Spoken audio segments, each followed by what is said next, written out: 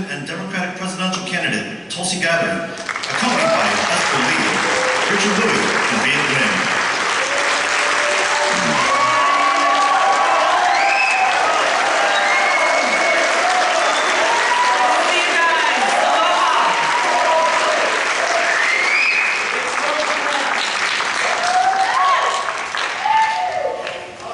How you guys doing? Thanks for hanging out with us. Well, thanks for making it across the country. Thank you. I know it's been tough for the three that have come to today's forum.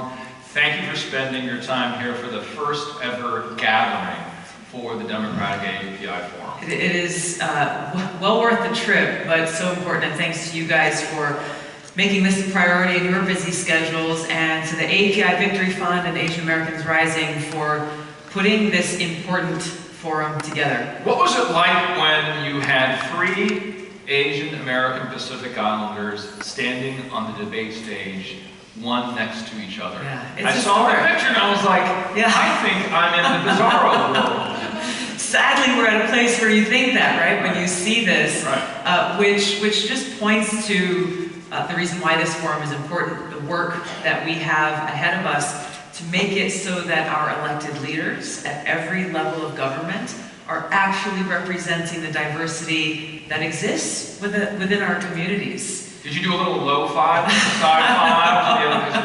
There's a secret signal. I can't tell you, otherwise there will be a secret signal. I saw it. Yeah. I kind of feel like sometimes you started in politics and the state legislature at 21, joined the National Guard a year or so later. You met your husband through politics when he volunteered on your 2012 run. So do you kind of feel like when you're looking back at it all, do you kind of feel like it's been kind of pre-cut for you, this journey to politics? No, not at all. I'm grateful to have grown up in Hawaii. It's the state that is the only state that is a majority of quote-unquote minorities, the most diverse state in the country. And I know for a lot of my friends, growing up in Hawaii, being a person of color was not a thing. But when they went off to college, they went to the mainland, they're like, oh wait, what?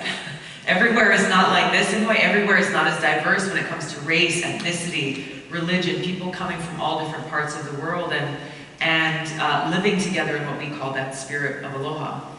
For me, growing up, fourth of 5 kids, if any one of you would have met our family, I would have been the last one that you would have said, oh, she's going to be elected in politics one day. Why so? I was incredibly shy. I'm an introvert naturally, and I had no problem with it. You think I'm joking? My sister's behind stage, and she's got some stories for you, I guarantee. I had my nose in the books, I did martial arts, I surfed, and we went hiking, and I was just fine putting my little sister out front as my spokesperson. Simple things like mom saying, hey guys, can you go and pick up some bread from the grocery store? I wouldn't talk to the clerks at the store. I didn't like answering the phone. So my eventual decision to run for office really came from something I experienced from a young age, was just how happy I was when I was doing things for others, service, being kind to others, making a positive difference in their lives, whether it was small things like, growing up in Hawaii, we have beautiful beaches, so my friends and I used to go and pick up trash off the beaches on the weekend, because this is our home, we gotta take care of it, and it was really my passion around environmental issues and clean air and clean water that motivated me to take what was a very difficult personal step to run for office at 21, knock on doors, give speeches, like the whole thing. It was tough. Actually did okay. What do you think? I'm working on it. Decent. I'm working on it. Yes. Right, and you grew up in Hawaii. Yeah. I think you might be the first Pacific Islander candidate for president that I can think you're right, actually. Possibly the first from Hawaii? Not the first from Hawaii. There's an amazing woman, Congresswoman Patsy Mink. I mean, we're setting aside President Obama, right? President Obama was born in Hawaii. We claim him. But there's a woman, Congresswoman Patsy Mink, who was the first Asian American to run for president. A lot of people don't remember this, but she's got, I want to push her up for a minute, because The congressional seat that I serve in now was one that she once held. She was the first Asian American woman elected to the United States Congress. And she ran for president and was on the ballot, I think, in a couple of states, really motivated by ending the Vietnam War. That was her sole mission in running for president, was to bring voice to those who were calling for an end to the Vietnam War. But she only got into politics because when she graduated from high school, she wanted to become a doctor. So she started applying to schools, and every single school turned her away because she was Asian American and because she was a woman. Yeah. And she said, you know what? Screw this. So she went and got... Did she really say that? Well, she may have paraphrased it differently, but she's pretty fierce. She's pretty fierce. And so she got a law degree just so that she could be in a position later getting elected into different levels of office so she could change the laws, change the culture of discrimination that stood in her path. And she's most known for her legacy in Congress in passing Title IX, which opened the doors for women everywhere. There's a lot of high school students here, high school students and college students, women athletes to be able to compete. This is huge. There are some countries that legislate, since we're talking about gender balance or imbalance in politics, as well as other spaces. Let's stay there for a moment. Sure. There are certain countries that say you must have 50-50 in our legislative body. Is that what it will take? I hope not. I hope not. And I think that as we see, I think in the 2018 elections, across every level of government, we saw more women running for office than ever before in our country's history. Right. Hundreds of women who were stepping up and saying our voices need to be heard. And so I'm inspired and encouraged by that. There are more women serving the United States Congress now than ever before. And it's so cool on this campaign trail, getting to meet little girls in, second and third grade, girls in high school who are saying, yeah, I'm gonna do what you're doing. Tell me, what are the first 3 things I need to do? It's just amazing. I hope for our future. Well, you also hear an AAPI forum. Yes. Oftentimes when we have AAPIs together, the Asian American part tends to dominate. Mm-hmm. Can you talk more about the Pacific Islander part, since you do have these origins in American Samoa, and what does that mean for you, and what would you bring that's different because of the Pacific Islander background? Yeah, I want to tell you something that I just learned, though, less than a year ago. There's a show on PBS called Finding Your Roots with Dr. Gates, and it's a great show, right? So I was asked, they called, they said, would you like to be on the show? I said, oh yeah, of course, that'd be an amazing opportunity. And I learned a lot about my own ancestry just through the course of that show, and found, as they did their DNA testing, that I'm 26% Southeast Asian. I had no idea.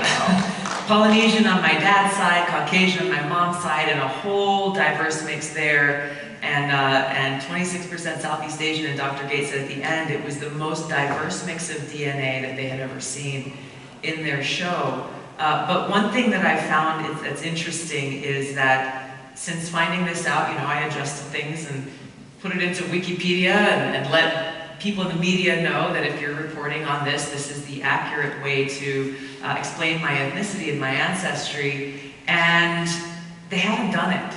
They haven't done it, which I think points to just, unfortunately, how dismissive, present company excluded, a lot of our mainstream media is to, who we are, how diverse we are as people, as Asian Americans, as Pacific Islanders, and just see they're not white people.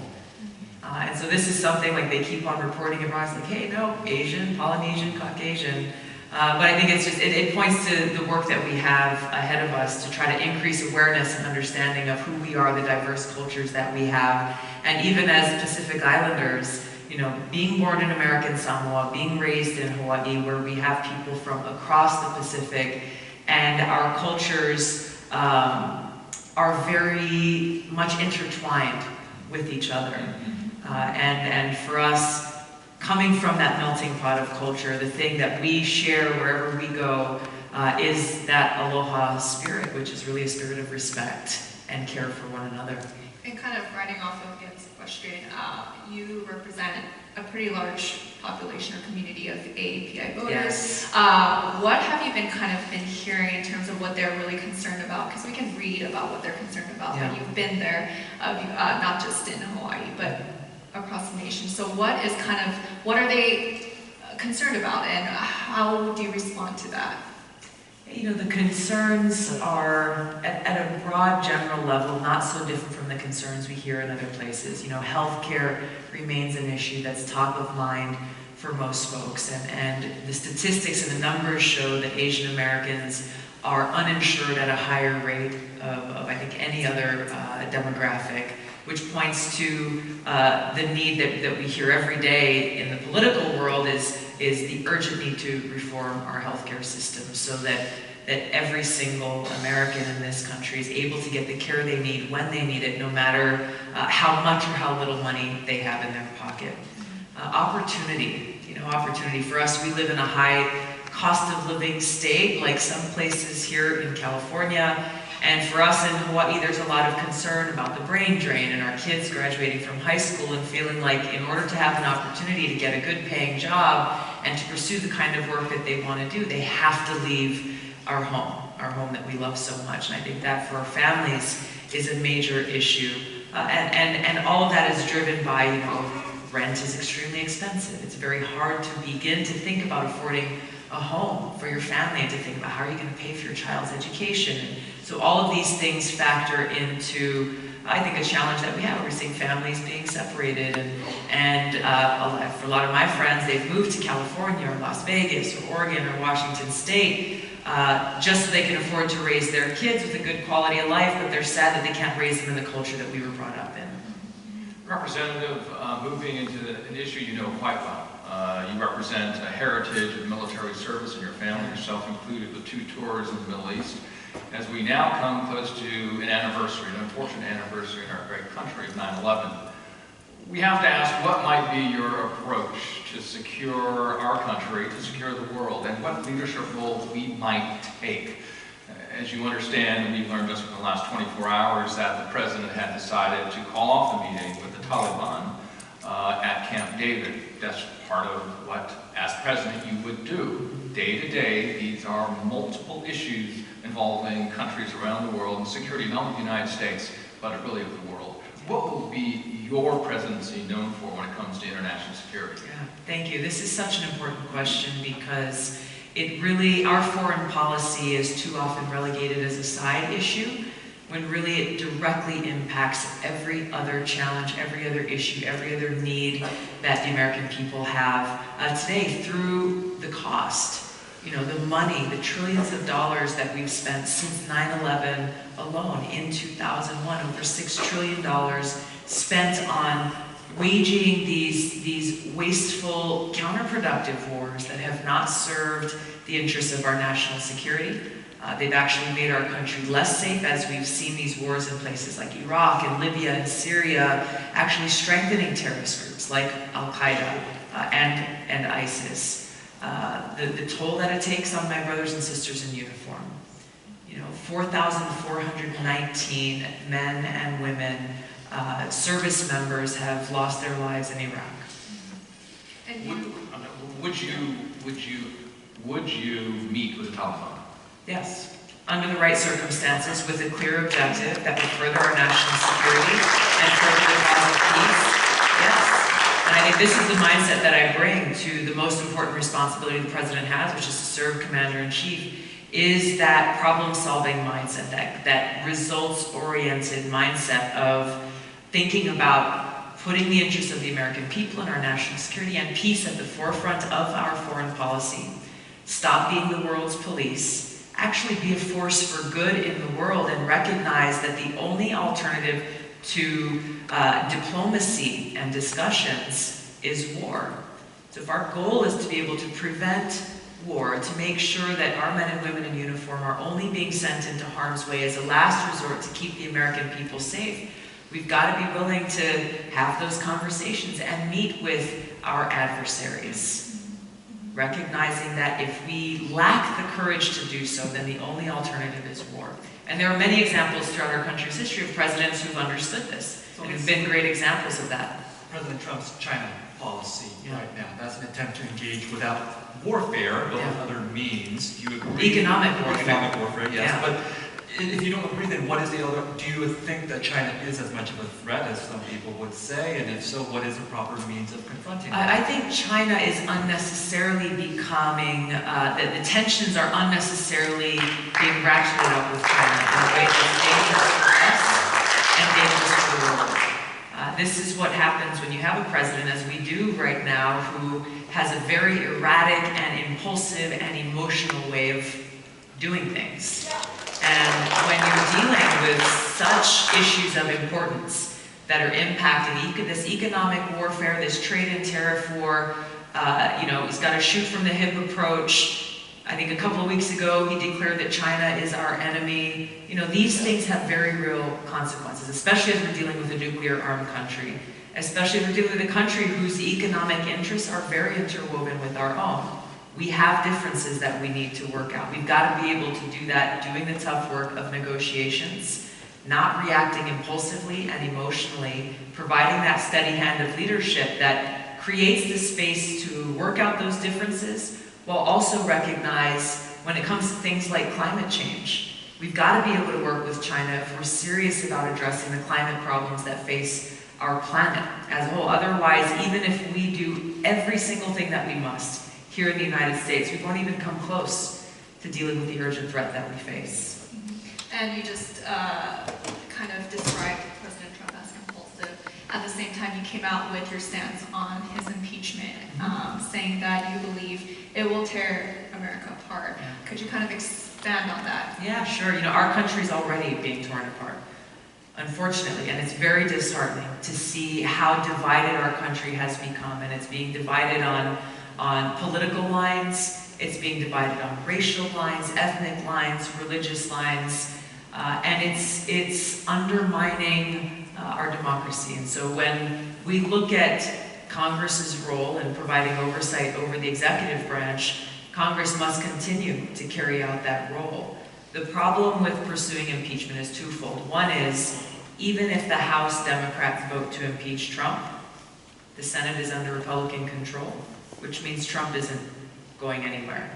Number two is, by going through this process, it will further tear the country apart, because you've got a very large group of people in this country who feel like Democrats are trying to undermine their votes. The best way to defeat Donald Trump, and we must defeat Donald Trump, is by doing the work that we as Democrats must do in offering a powerful vision on how we will serve the people in this country and make sure that voters are the ones who throw him out of the White House.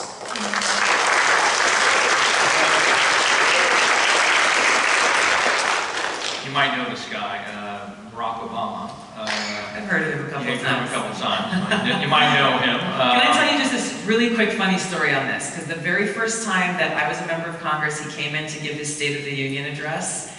As he walked down the middle aisle, coming in towards the rostrum there, we're reaching out and saying hi to him as he was coming in, and he saw me and he said, "Hey, aloha." I said, "Aloha, Mr. President." And one of my colleagues, who's a congressman here in California, after he walked by, he's like, "Tulsi, that is so cool. It's like you guys have your own language or something." Yeah. Your own language. Exactly, our own. Aloha's way out there. Right. He, very early on, because you were bringing up a division through your questions and how you might bring the country together, he had to come to address the country at a time during very high racial tension, shall I say, in cities across America.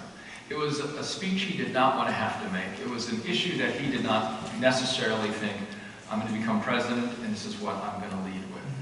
Now, as you see these divisions in America today, who will you be most like in the way you address race in America? Will you be most like Barack Obama? Will you be most like LBJ? Who will you be most like?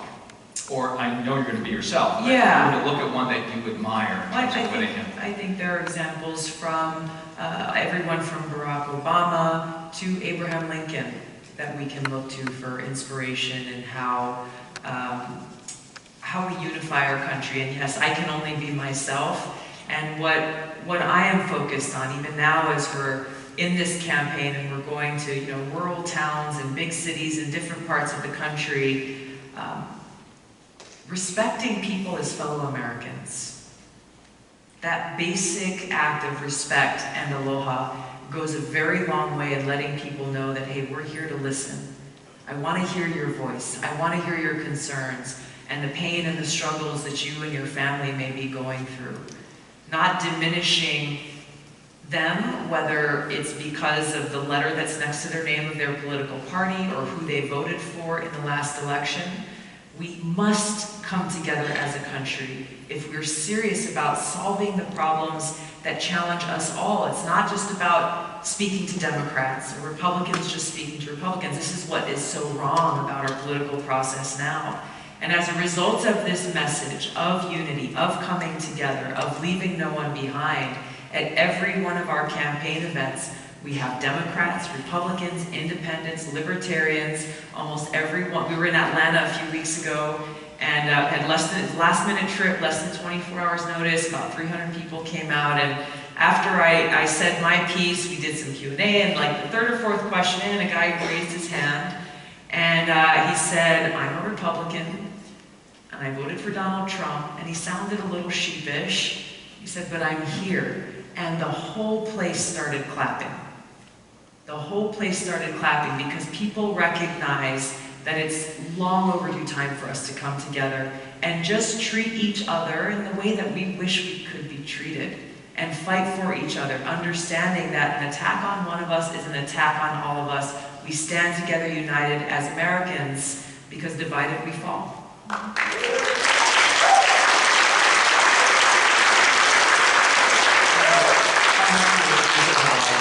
10 days or 2 weeks. You have to. I have to. And so one of the things I probably will have to at least think about is a controversy there about Mauna Kea. Yes. The construction of a telescope. Will you be going to that island? No, but I will be giving a talk where I might be getting questions about this. So I'm going to ask you first. Sure. It's a controversy because a lot of Native Hawaiians opposed the building of this telescope.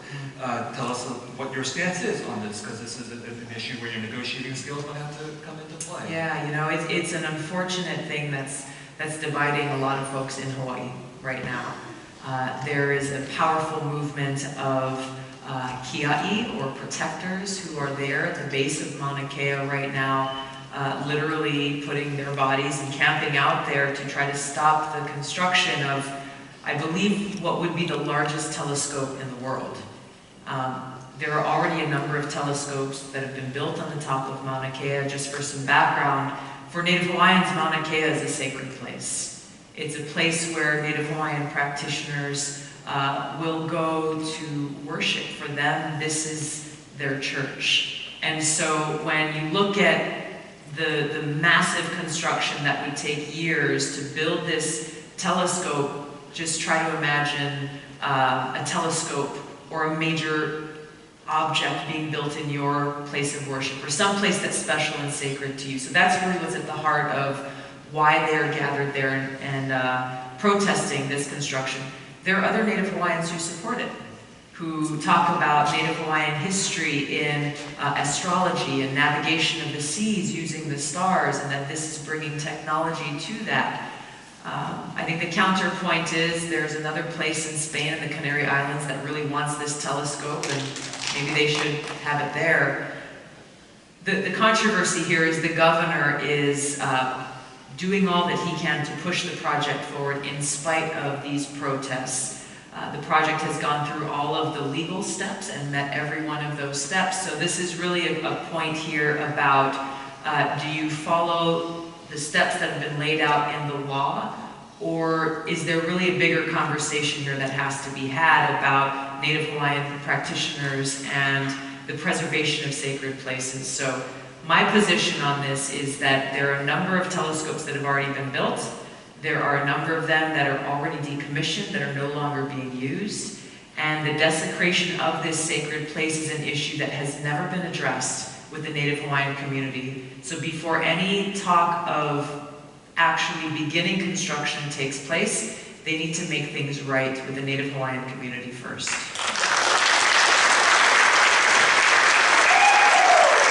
There you go. Hawaii's in the house. You talk about this change that needs to happen in this culture of warmongering. Can you kind of expand on that? I mean, Richard mentioned the cancellations at Camp David. You have your experience as a vet, 2 tours. What do you mean by that? And what's kind of the change you're hoping to see with that? You know, I had a soon-to-be graduating high school student came to one of our events the other night, and the very first thing out of his mouth was, "We have been at war longer than I've been alive." Like, that was a very striking thing for this young man to come and share with me, that this was having such an impact on him, that in his life as a young American, he's never known anything different. As President and Commander-in-Chief, and this is what's driving me to run for president, to bring that experience that I have, both as a soldier, serving now for over 16 years, of deploying twice to the Middle East, of serving in a medical unit, seeing that high cost of war, combined with the experience that I bring from almost 7 years in Congress, focused on the Armed Services Committee, Foreign Affairs Committee, Homeland Security Committee, bringing the combination of these experiences, the understanding, and most importantly, the conviction to be able to bring about the sea change in foreign policy, standing up to the military-industrial complex that's profited heavily from our being at war for so long, and to hold strong against the foreign policy establishment in Washington that you see has carried influence over both Democrat and Republican administrations. It's not a partisan thing. To bring about an end to these wasteful regime change wars, work to end this new Cold War we alluded to, with escalating tensions between the US and Russia and China, and the arms race that goes with that, and redirect those trillions of dollars we've been spending towards actually serving the needs of our people. Things like healthcare for all, things like education, infrastructure, protecting our environment, addressing climate change. We've got to get our priorities straight in this country. And while doing so, recognize that saying, we'll end wasteful wars does not equate isolationism. It doesn't mean we turn our back on the world and only look inward. No, it means that we fulfill our potential and actually lead the world in being a force for good, leading with a foreign policy based on cooperation rather than conflict, being able to resolve our differences through diplomacy and explore our potential, finding that common interest that we share with countries around the world. Unlike most members of Congress,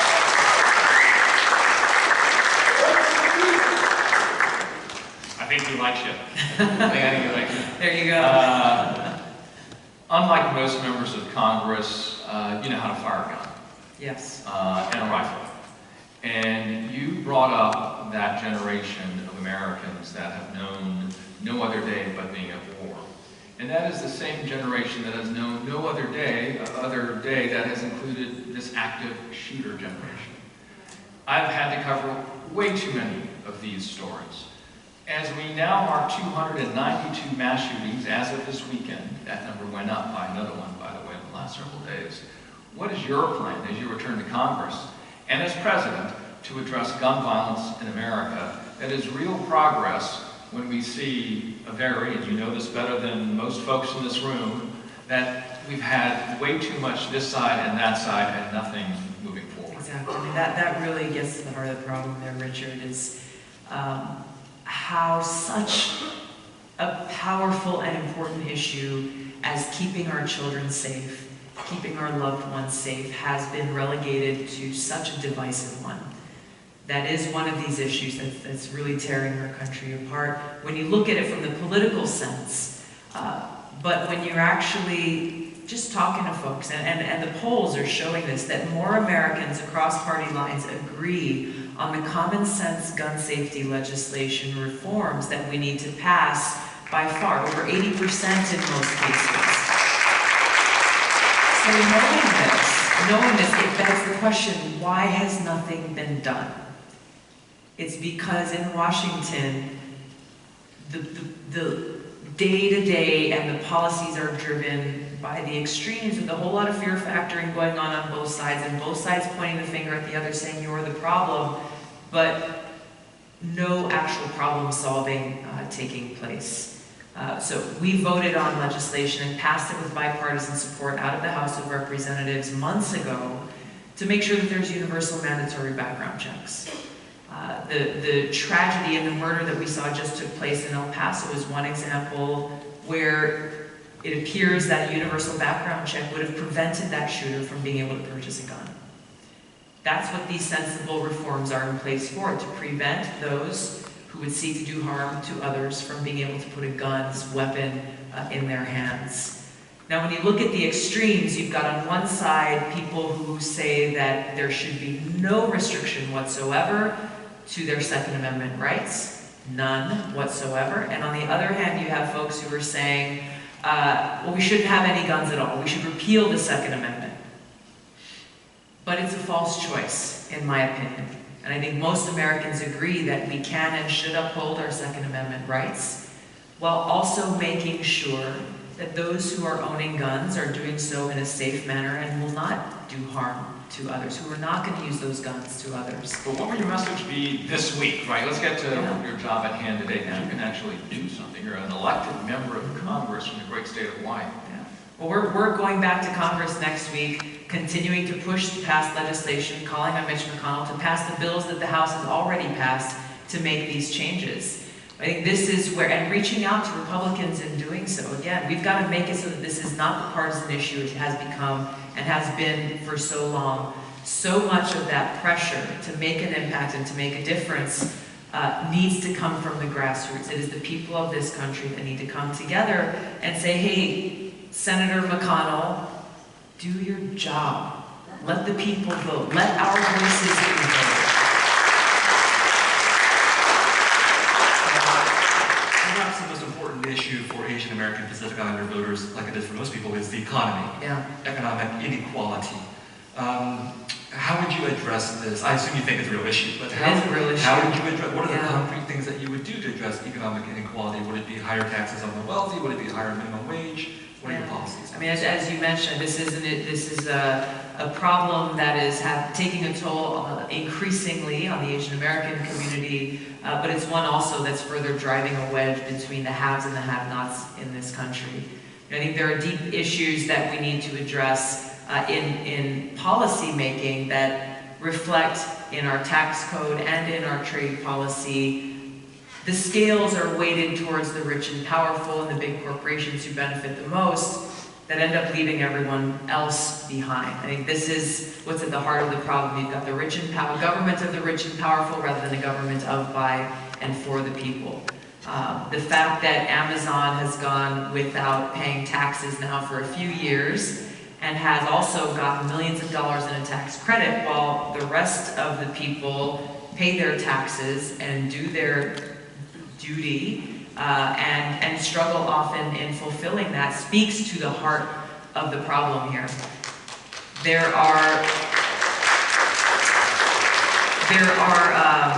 I just mentioned briefly trade policy, it's the same problem. You know, when these massive trade deals are negotiated, we've seen time and time again who is hurt most by them and who benefits from them. It's big multinational corporations who benefit, and it's the American worker that loses in the process. We've got to make sure that people in this country are able to earn a living wage. You know, there's a bill and an effort that's moving across the country as we fight for a $15 minimum wage. But even, again, cities like Los Angeles and states like mine, $15 don't put a roof over your head. It doesn't come close to the living wage that a lot of folks need in different areas. So we can't think that once we implement that will somehow be enough. We've got to deal with every aspect of this, which is fighting for people to be able to earn a living wage, fighting for unions to be able to continue to be an advocate for working people in this country, deal with the massive affordable housing shortage that we have that's feeding into this, and reform our healthcare system that drains so much of the resources and causes so much stress for families who are fearful that one healthcare emergency, one visit to the emergency room, whether your child breaks their arm or, you know, something happens, that breaks the bank and they're put out on the street. So we've got to look at this from every perspective and recognize what is fueling this income inequality and help lift up the people in this country. Representative, at this time, if you would join me, we are going to see if anyone in the audience has some questions as we make our way Sure. down. I know a lot of people here are from California. Just real quickly, what's your favorite thing about California? The food. The food. I love the food here. There are so many different kinds of food and cultures. I'm vegan and there's amazing plant-based restaurants here. There is. So we always try to visit at least one when we come to visit. California is a place for plant-based food, so you're at the right place. Exactly. What is your name? Where are you from? Good afternoon. Thank you for taking my question. My name is Wes. I'm from San Diego. I have a twofold question. My husband came to the United States as an LGBT refugee from Syria. His only family that remains alive is his sister, who's still trapped in Syria, and we can't get her out. She missed her brother's wedding. She's missed many moments in his life. So first, I don't want to belabor something that's in the past, but I'd like to know, in light of your past, your current commitment to LGBT rights, and second, what would you do specifically and quickly relative to the abhorrent travel ban that's been in place? Thank you. Thank you for sharing your family's story and continued hardship. Appreciate you bringing voice to that here. I was raised in a very socially conservative family growing up and held views when I was very, very young that I no longer hold and haven't for quite some time as it relates to equality for LGBT Americans. You know, I had the honor of serving with great patriots from across this country, including LGBT Americans, and both in training as well as while we were deployed in war zones. I had no doubt for a moment in my mind that any one of them would give their life for me as I would for them. And for me, coming home from those deployments, I had an opportunity to really reflect in my own heart about what does freedom really mean, and when we stand up for equality for all Americans, what does that really mean, both in our own hearts, but also as we apply that in our laws. And you'll see that throughout my time in Congress now for almost 7 years, that change and that reflection, that commitment to truly fighting for equality is shown through my legislative record. I have fought and will continue to fight as president or wherever I am for equality for LGBT Americans and for everyone. And to your question, quickly, we've got to lift that travel ban. Thank you. Moving right along, I want to get as many people as we can. I saw your hand. Real quick, what is your name? And if you don't mind, I don't know if there's a way that you could kind of come out here. While you're doing that, I'll get to your question real quick. If you can give us your name and where you're from. My name is Sadruddin Nurani. I'm from Chicago. Came to see you all the way. Here. Oh my gosh. From Came a long way. Yes, thank you for coming and having this forum and letting people know what your goals and plans are. My question is about the veterans who fight for us to defend our country, United States, and then when they come injured and then sometimes they're retired or laid off or whatever, their life is miserable here most of the time. Not all, but most of the time. What is the plan and project that you have or you're thinking about the safeguard of those veterans, those who come back? Thank you. Thank you for asking that. This is one that's near and dear to my heart, as you can imagine. Friends of mine, people who I served with, have come home, and some of them really struggling with both visible and invisible wounds, scars from their time in service, their time in war that they have brought home with them. It is some of these struggles that is driving the tragedy that is almost 22 veterans every single day taking their own lives. So there's great need that we have both for veterans who are dealing with post-traumatic stress, but who are unable to get the kind of mental health care and resources that they need.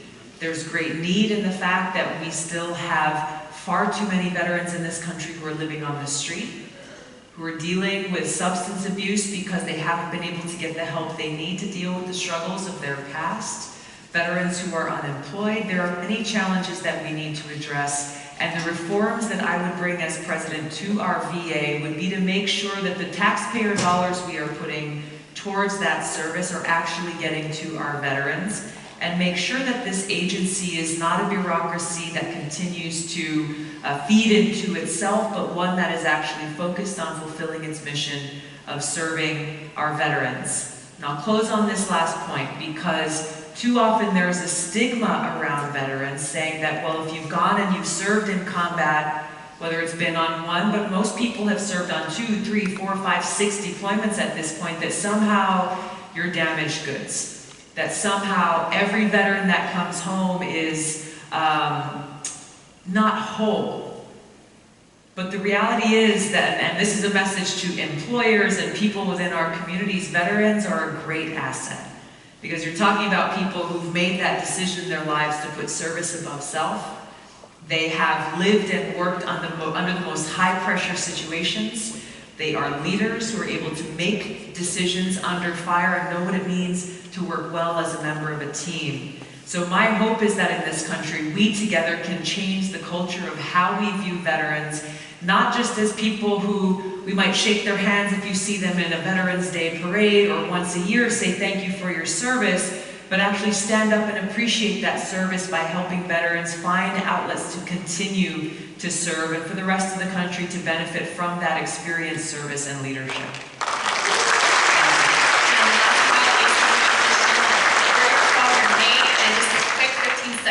Question, Representative, quick 30-second answer would be great. Thank you. Hi, Tulsi. Otto Lee from Sunnyvale, California. Nice to see you. Nice to see you again.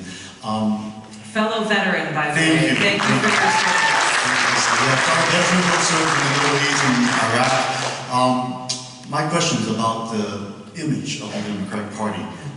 The Republicans always tell themselves as a party that has strong defense. You served, the occupant in the White House pretend that he served, but for most reasons he could make it. I would like to know how you could message it so as to show not only yourself as a presidential candidate, but how the Democratic Party truly is a party that would truly make America stronger again than being attacked by cyber attacks, and we have Mitch McConnell not willing to pass a bill to defend our electoral system, exactly, which is ultimately ridiculous. Thank you. Thanks for raising this. I will be brief.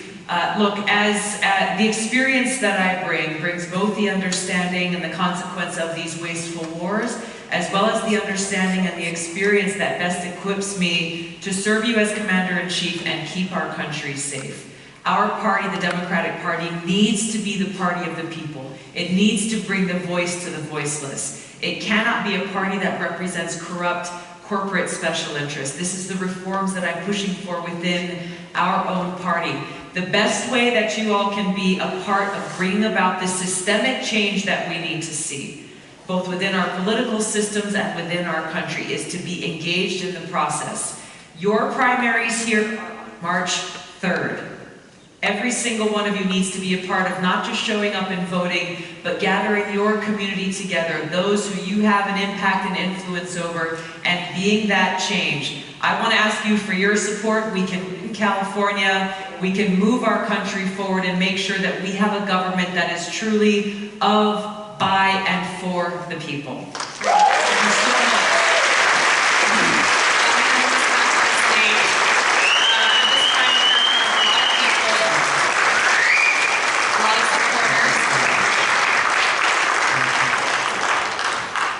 And just a lot of different concerns that they have raised today, and just even now, as we were talking to people who came from all over, just to hear.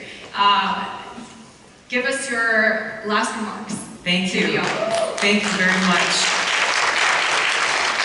You know, we've talked a lot. You mind if I stand?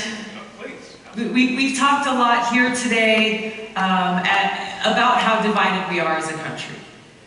This is a discussion that's happening in rooms like this, in halls like this, across the country with people coming together who want to do something about it. And I appreciate that all of you took the time to be here today because you care. Because you care and you want to see the kind of change that we need to bring about in this country. And you also recognize that the only way we make this change is when we, the people, raise our voices, exercise our right to vote, strengthen our democracy, and make sure that it's working for us. The obstacles are great. When you look at things like healthcare, immigration, criminal justice reform, the environment, climate change, there are so many challenges that we need to address. And we've got a great frustration that these problems have not been solved in the past. And we can point to two major problems. One is that our political system is more concerned about hyper-partisanship than it is about fulfilling the mission that we all have, Democrat and Republican, in serving the people. And the other major problem, which is the influence of big corporate special interests and the rich and powerful over our political system. Or if you've got a lot of money, you can hire some expensive lobbyists. You have the ability to buy your seat at the table to help write the laws that impact all of us. That impact all of us. And we can see this, for example, through our healthcare system. Still today, it is terrible that Medicare cannot negotiate lower drug prices with prescription drug companies. And no matter how is this possible? How is this possible when the United States government, which really is representing our taxpayer dollars and should be representing our interests, our government is the largest purchaser of prescription drugs on the planet. On the planet. So think about how much leverage we have. Understanding that, how much purchasing power we would have with these prescription drug companies to drive their prices lower. This is why they've spent so much money on lobbyists, on PAC contributions, on these politicians to make sure that our laws don't change, to make it so Medicare is not allowed to negotiate lower prices for the people. This is just one heartbreaking example of so many about the problems with our system and the challenge that's before all of us today. The challenge that's before all of us today to stand up as leaders in our own communities, in our own ways to bring about this change, to overcome the big obstacles of big money and big power in politics, and to remember, as we've seen throughout our country's history, through civil rights heroes like Dr. King, no matter the adversity, when we the people rise up and let our voices be heard, we will be the change we need to see in restoring our democracy to fulfill that vision that our founders had for us. That we would have elected leaders who are truly focused on serving the people of this country. As your president, these are the principles and values that I bring, those values of service above self, prepared to lead our country and to lead a government that is of, by, and for the people. Your involvement is essential to our ability to be able to bring about this change. Failure is not an option. Quitting is not an option, because what we have at stake is our lives and our future. This is what we are fighting for. We are fighting to make sure that we have one. Thank you all for being here. I hope you consider my candidacy as you think about who you'll support. Visit Tulsi